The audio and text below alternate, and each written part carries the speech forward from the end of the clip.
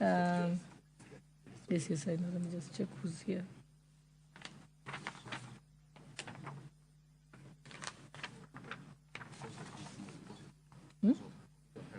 Okay. Now just checking the chairpersons who are ready. Yeah. You know, that's why some members nowadays boast that they don't come to parliament. Yes, because if someone comes to parliament, you'll be able to know that.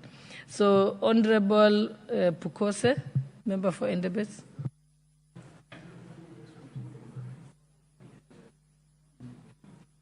Thank you, Madam Speaker.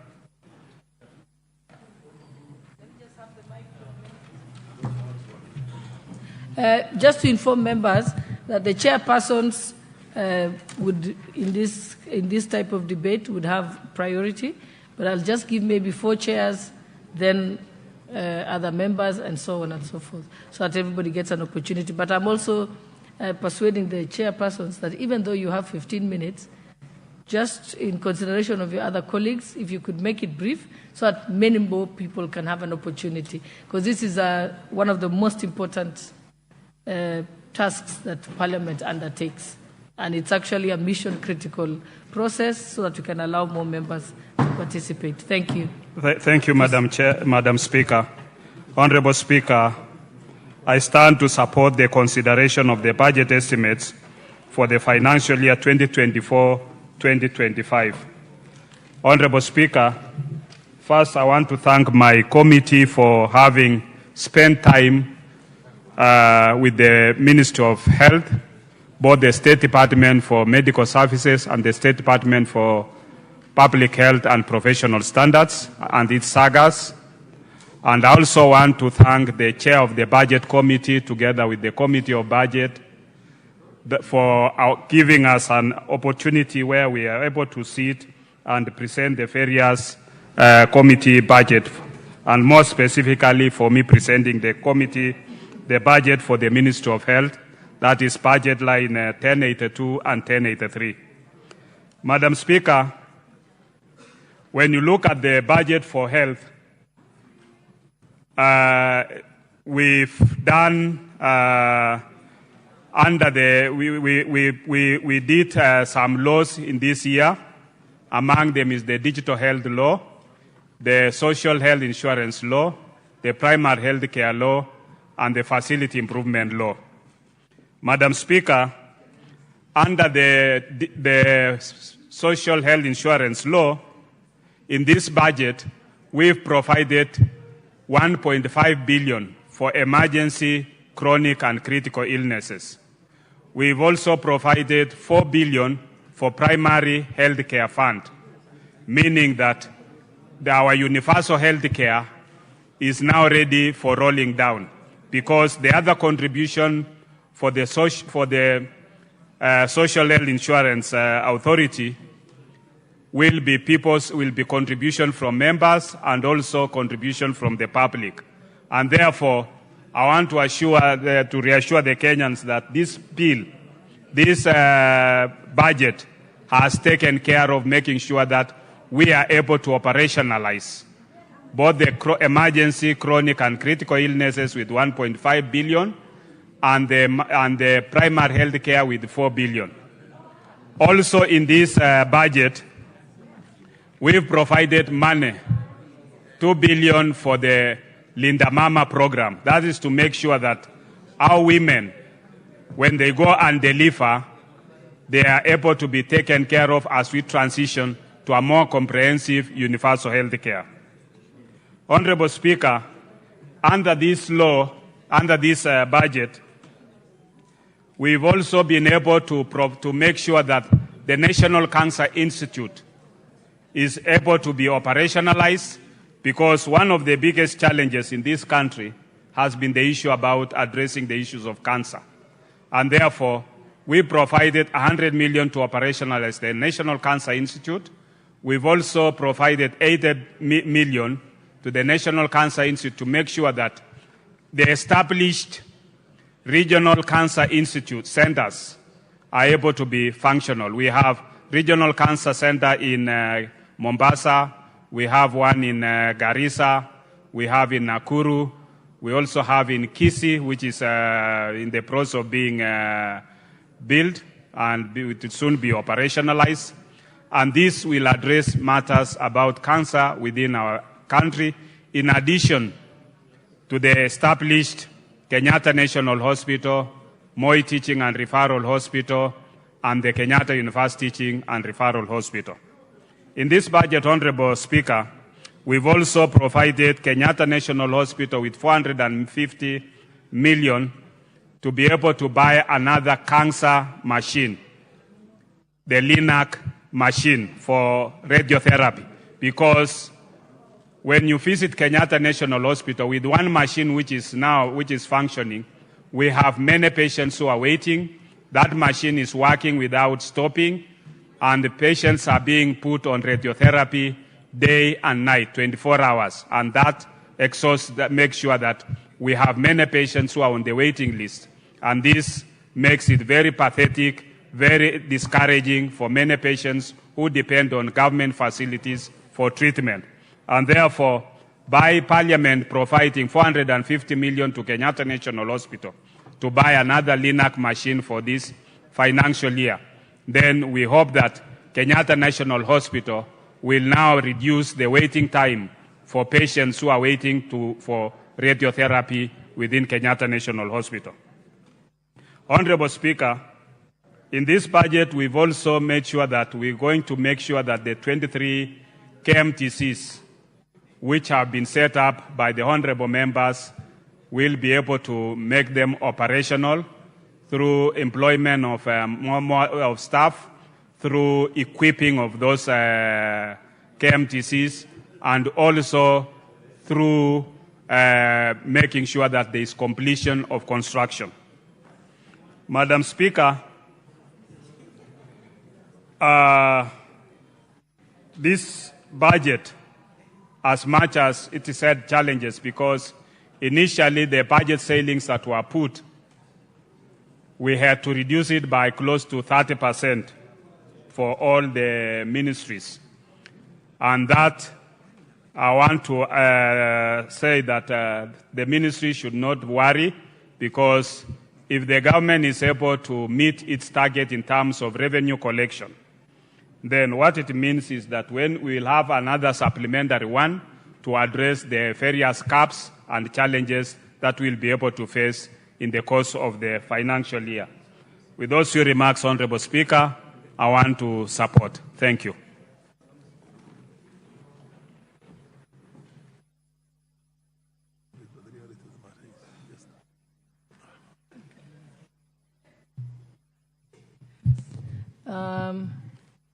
The Honorable Member for the... Honorable David Kangogo, Member for Marakwet East. Honorable Kangogo. Okay, he's busy. He's not ready. Honorable Tangoya? No, your time passed. Proceed, Honorable Tangoya. Thank you, Honorable Speaker, for giving me this opportunity also to add my support to the Budget and Appropriation Committee for a well-done job. So I want really to thank the Chair and the committee for putting a lot of time to really come up with a very moderate budget. Honorable Speaker, listening to the Chair budget, it is so encouraging to realize that the budget as read, has continued to really live to the promise that the Kenya government, Kenya Kwanza government promised to Kenyans. More importantly, Madam Speaker, to appreciate is that the budget has continued to really put more emphasis on the matters and sectors that are so crucial and important to the Kenyan people. To mention like agriculture, that a lot of emphasis and enhancement has been given to the sector of agriculture to ensure that the Kenyan people continue to be hunger-free. And it's something notable, Madam Speaker, that should be appreciated. It's also good, Madam Speaker, to note that the budget looked into the consideration of the pastoralist community especially talking into the issue of restocking. It is the first time that we are actually seeing a very good positive direction in looking into the real issues that affect the Kenyan pastoralist. Madam Speaker, there is also in the sector of security, there is an enhancement into the area of security, which is so crucial to the entire sector of this country, especially when we are handling and tackling the issue of insecurity and cattle rustling in the North Rift, and actually the issue of bandits in northeastern part of this country. The budget has really taken into consideration, and we want to assure Kenyans that with the enhanced budget and provision of the tools of service to our National Police Service and our security organs, Kenya is continued to be secure. There is a huge budget that has gone into the modernization program and even enhanced in the issue of operations. Madam Speaker, more importantly, there is a sector of government printer. That is a very crucial institution that does a lot of crucial documents to this country, to mention even the bills we use in this house, the logbooks, the title deeds, and the institution has continued to be in depleted state. My committee had also considered, and also the Committee of Budget had also considered to add and enhance the budget, which will go a long way to ensure that this important institution get back to its feet. Madam Speaker, in the budget, again within the ministry, there is Mbagathi National Police Hospital that has been ready and equipped for the last 3 or 4 years, but has never been able to be used by our security and police officers. And in the budget, there is a substantial amount allocated to it, and it is going to help a big deal to let our police officers get the much needed health services. Madam Speaker, on the issue of electricity, it is very encouraging to note the much consideration that the budget has been given, and I'm sure Kenyans are going to go back to enjoy the connectivity which was halted for some time now. Lastly, Madam Speaker, I want also personally to really appreciate that the budget really mirrors the promise made by the leadership of Kenya Kwanza, especially when we are talking about the tight state we are as a country, the austerity measures, especially in reducing the bare minimum, reducing the issue of foreign trips, so that the money gets to where it's so important to the Kenyan people. So I want to really join the rest of us to really appreciate and commend a well-done job, and I'm sure Kenyans are going to enjoy the fruit. I submit, Madam Speaker.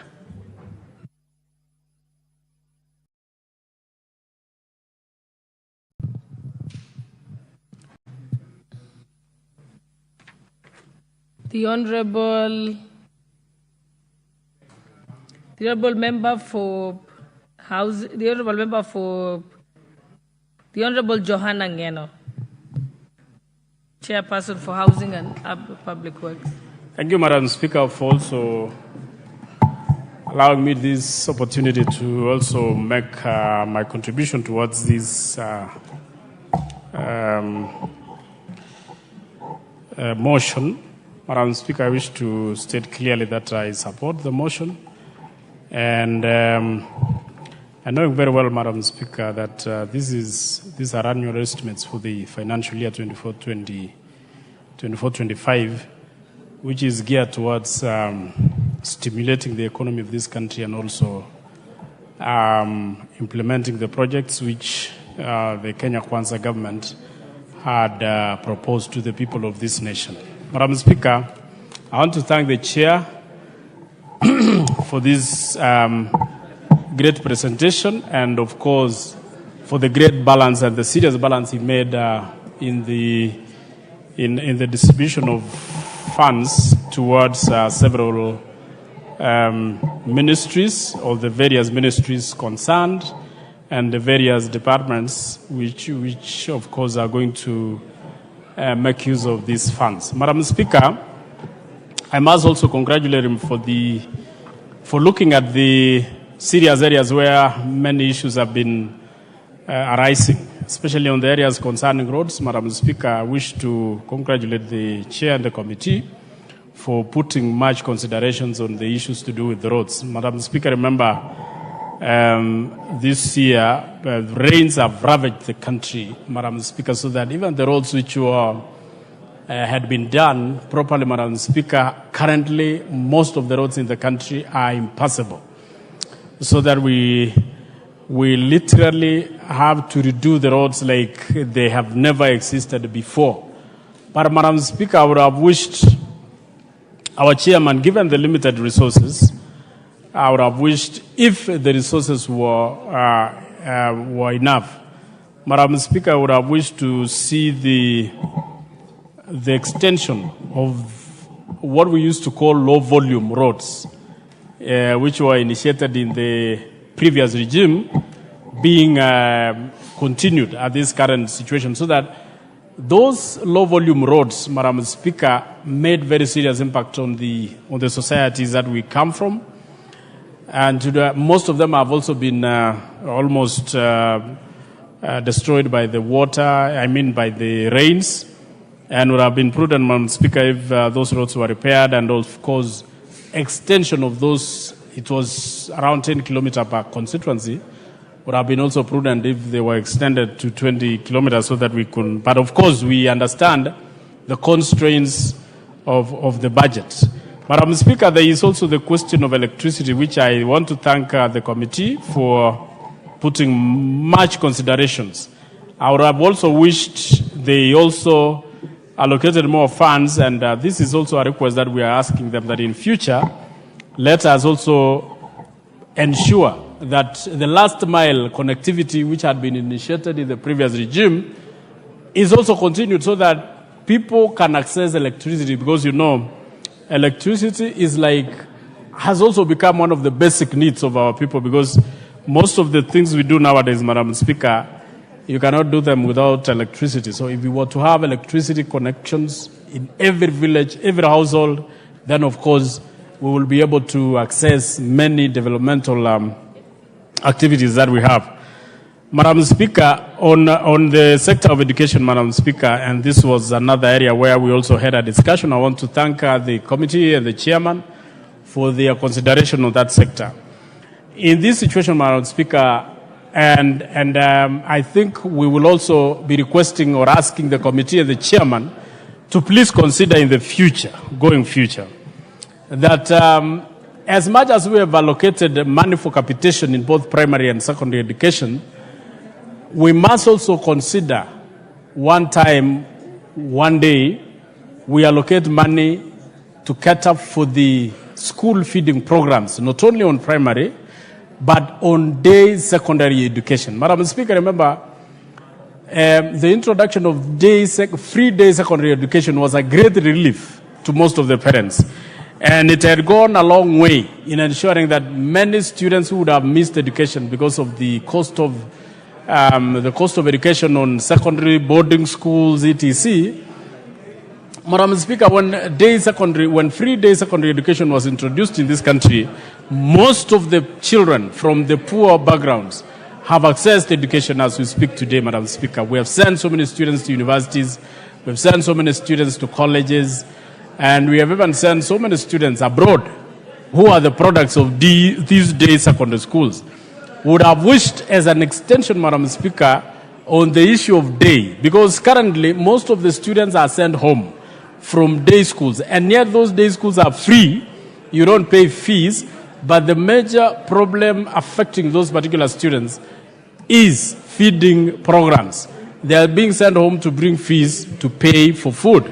Madam Speaker, it would have been prudent also if the committee and the chair was to consider adding 3,000 or even 5,000 on top of capitation so that we can take that one towards feeding the day secondary school students. In that connection, Madam Speaker, we will not be having these day students coming home, but I will be taking lunch in the school because we would have allocated some money to these particular programs.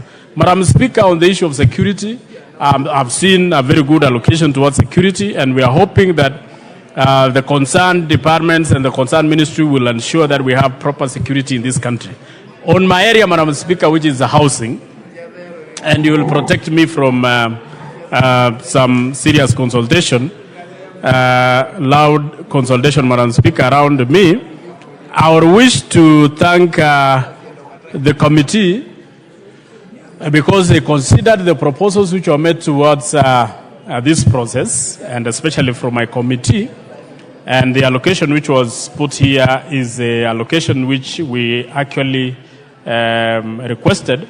And Madam Speaker, I want to thank the committee, and especially the money allocated to the housing, which is around 87 billion. Madam Speaker, remember the projects which the President, His Excellency the President, initiated in this country, especially the affordable housing, which is catering for Article 43 of the Constitution, where the government is obliged to ensure that Kenyan citizens access affordable housing that has all the facilities that are concerned, from electricity, water, and lighting. I mean, electricity, water, and also proper sanitation. Madam Speaker, the programs which were initiated by the President are very good, and we have, as a committee, also have gone around the country and ensured that the programs which have been started are ongoing, and some of them had stopped, Madam Speaker, because the law was not in place. And the committee, I want to thank my committee, which is the the Housing Committee, which did proper public participation. And in that public participation, Madam Speaker, we brought the law here, and this House passed the law, and the President assented to it, and which unlocked the access to these particular funds, which was the housing levy, Madam Speaker. In the current allocation, Madam Speaker, I want to tell this House and the nation that the levy which was collected can now be accessed by the State Department to build houses. And Madam Speaker, the 87 billion which has been allocated in this budget proposal, Madam Speaker, budget estimates, will mostly, around 90% will go towards building affordable housing. And Madam Speaker, I want to say that among us the affordable housing projects we are, or the State Department are undertaking in this country, we as a committee also, we allowed them to access the billions of money which has been collected as a levy towards, apart from building affordable housing in towns, especially in major towns. They also do affordable housing in cities and in small towns in the constituencies. But the most important part of these projects, Madam Speaker, is the hostels. Because when we went around also the country, Madam Speaker, we realized that most of the parents who are sending students either to universities in Mombasa, in Kisumu, in Nairobi, the hostels in those universities, Madam Speaker, are few as compared to the number of students which are accommodated in those schools. And most of those students have to go and get houses outside the universities. And there are two factors in getting houses out or accommodation out of the university, Madam Speaker. One, insecurity. Two, the cost of those houses. So the building of hostels in our universities and colleges, Madam Speaker, will bring down the prices of accommodation to our students, so that parents, when they are sending their students either to the far areas, they will not be paying a lot of money towards accommodation. Madam Speaker, I want to say these budget estimates will help in helping. In making a reality the proposals or the promises which were made to the people of this country, and we are hoping that it is going to be implemented properly. And of course, Madam Speaker, the last part, which I think is towards also water, and water is one of the most fundamental factor in our lives, Madam Speaker, and most of us, the rain which actually ravaged the country, Madam Speaker, if you were to ask anybody in this house, Madam Speaker, no water was saved. The rainwater that happened in this country, Madam Speaker, because there were no dams, there were no proper storages. So even the water, the rain which ravaged this country went to waste. Madam Speaker, I hope this budget and the implementers of the budget will ensure that in future we create situations where if there was going to be high rains like we experienced in the last months, Madam Speaker, that water will not go to waste, but it will also be stored for future uses. Madam Speaker, I wish to end there by saying I support this particular proposal for estimates. Thank you, Madam Speaker.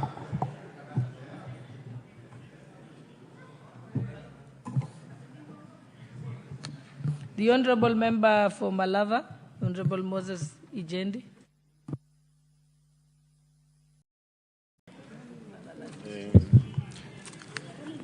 Thank you, Madam Speaker. I also rise to thank the Chair of the Budget and Appropriations Committee, together with the members of the committee, for a job well done.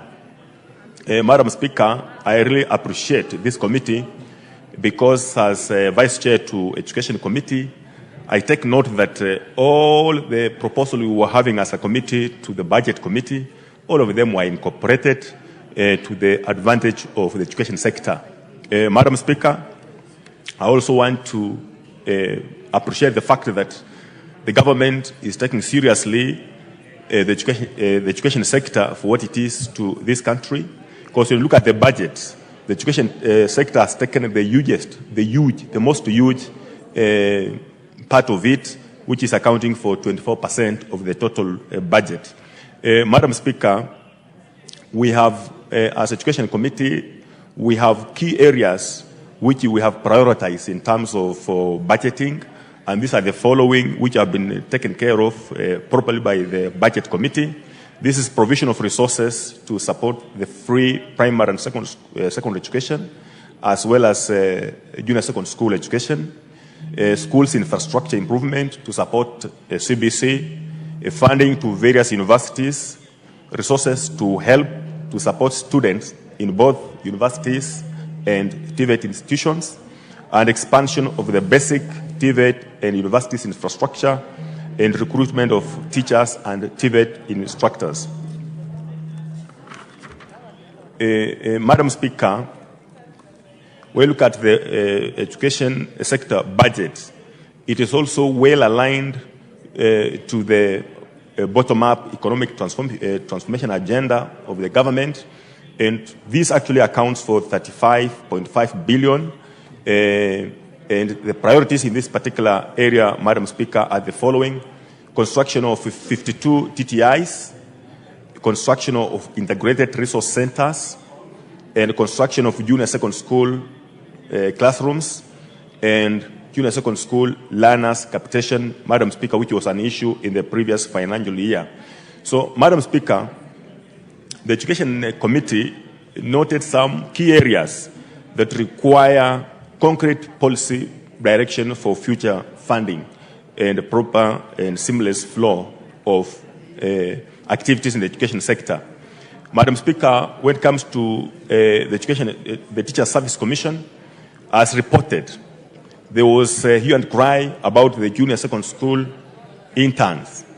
We are reporting here that we had actually a proposal to the Budget Committee that all the interns who are numbering to 46,000, all of them must be converted into permanent and pensionable employment. Madam Speaker, this has been factored in, taken care of. We have, however, allocated another 20. We proposed also for an allocation of 4.7 billion to continue with the interns in the country, so as to bridge the gap that's there in terms of teaching of junior secondary schools. And the coming financial year will recruit about 20,000, which was our proposal. This will be in line with actually bridging the gap that's there in teaching. Madam Speaker, I would report that it was very interesting that there was demonstrations, and as even these demonstrations were going on because of incitement left and right, the Education Committee had already taken care of this fact, and maybe it's just to assure all those who will be taken on internship not to make any noise, not to go on streets, because this is now provided for that when you are in intern, after a particular period of time, you'll be converted into permanent pensionable. The only thing that we are requesting the TSC to do is to ensure that there's a legal framework on the program of internship in our schools, whether it's to take 1 year or to take 2 years before absorption. Madam Speaker, I also thank the committee for giving in to our requests for 1 billion for promotion of teachers. You recall this ending financial year, there was promotion of teachers, but majority of the teachers who were to be promoted were not promoted because of the constraint of funding. So this year there's 1 billion that will take care of those teachers who are not promoted. Madam Speaker, what we have to note is that most of the teachers stagnate in one job group for a very long time, over 15 years. Maybe we will need a policy on this when it comes to promotion so that this is not actually held back because of funding as it's happening currently. Madam Speaker, in the area of TVET, you are aware, we are aware as members that each and every constituent must have a TVET. We have also, the budget committee, through our proposal, some good money was allocated to ensure that all constituencies now have TVETs. However, we want to note as a committee that there are some delays in implementation of these projects. For example, in this financial year, we have about 14 TTIs that have not been implemented simply because of delays in tendering processes in our government systems. So this maybe will require the attention of the government, the ministry, to fast-track this particular process.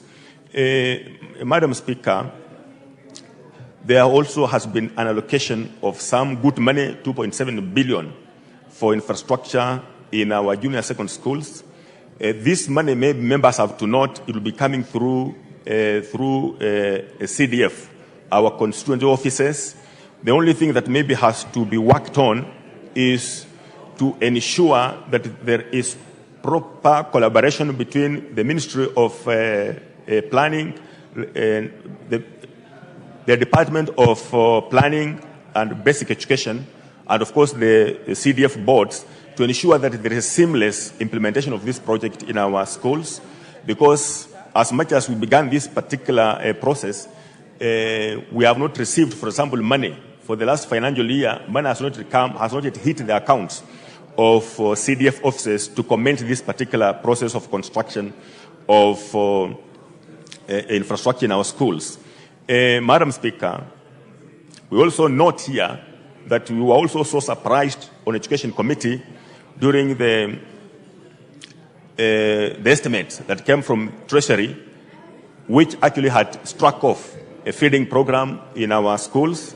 We pushed through this, and I want to thank the Budget Committee for actually taking into this and restoring this as per our proposal.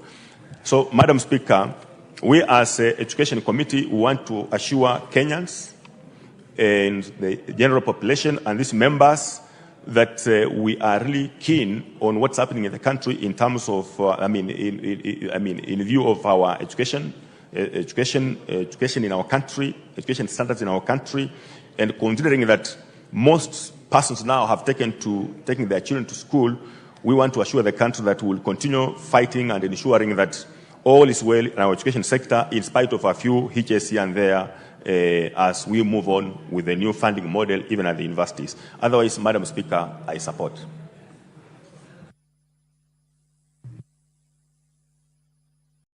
East.